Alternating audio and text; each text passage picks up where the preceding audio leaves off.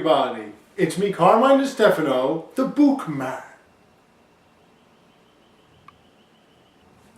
Earlier in the week, I finally finished my Let's Play of Horizon Zero Dawn. And now for my final thought.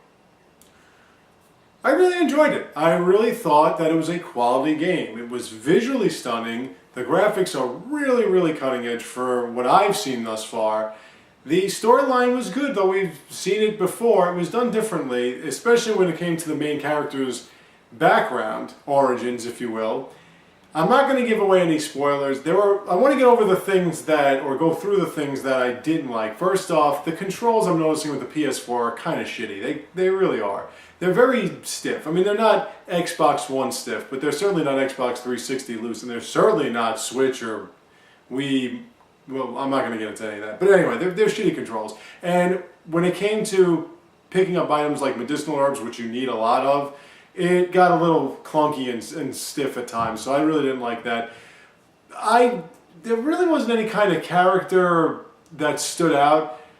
Silence was pretty good. Aloy's pretty good. Hot as hell. All the women were beautiful in the game, so that's always good. I really think the only standout characters, aside from the two main characters, were these two merchants that were arguing with each other. They were pretty funny. But other than that, there was really no standout character.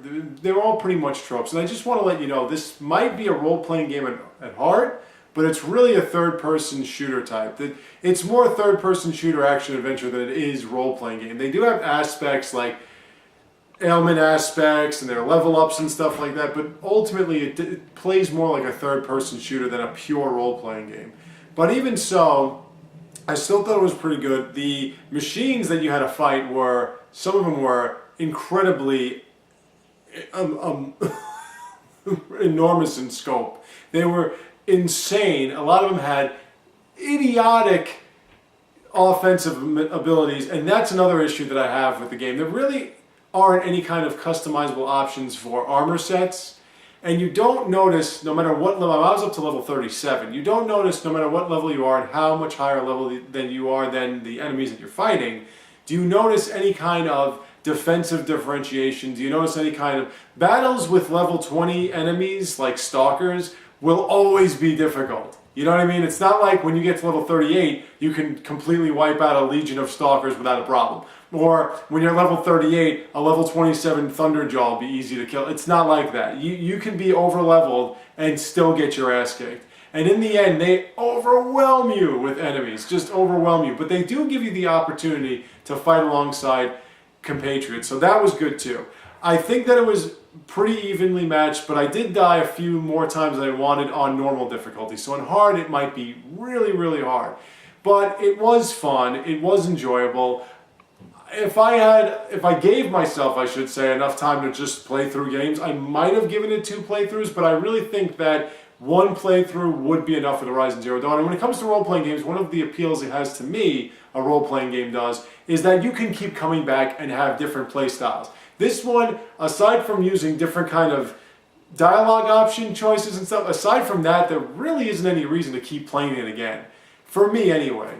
So, again, I think it's worth the play. You'll enjoy it. And if you do like that kind of, you could play one game for like 60, 70 hours, just do everything. It's a big map.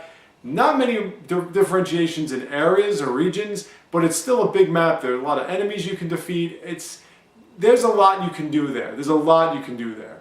You can get all the sex cauldrons, you can fight all the bandit camps. There's a lot of side stuff that you can do. But the main game itself, you can sink in about 18 hours, no problem at all. So like I said, third-person shooter, more so than RPG. Overall, if you like third-person shooters, you want a nice new adventure with some real lush backgrounds and everything, and you're not really focusing on characters and stuff like that, it's your kind of game. If you're more role-player type, like I am, if you're more an RPG fan, you're going to notice that this isn't a pure RPG. And if you're just not really into the PS4 Naughty Dog style games where it's third-person shooter and you're up against a bunch of enemies and everything, it's probably not the one you're going to want to pick up. It's not going to change your mind if you're not a fan of these games because of its intriguing development or whatever.